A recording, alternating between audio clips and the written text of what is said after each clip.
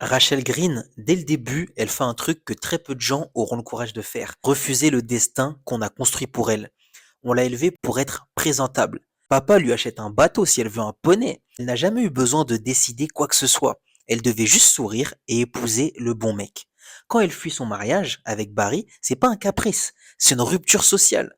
Et ce détail est réel dans la série. Ses propres parents lui disent de retourner avec son mari. C'est comme si on lui disait ferme-la, obéis et rentre dans la case qu'on t'a choisie. Même les gens censés la protéger préfèrent qu'elle reste prisonnière plutôt que libre. Elle repart donc de zéro, sans diplôme, sans compétences, sans indépendance. Tout le monde la juge, alors qu'elle fait la chose la plus saine de sa vie, c'est-à-dire reprendre le contrôle. C'est là qu'on comprend pourquoi Ross et elle mettent 10 saisons, 10 ans à se retrouver. Ross n'est pas un mauvais gars, on va revenir sur lui plus tard.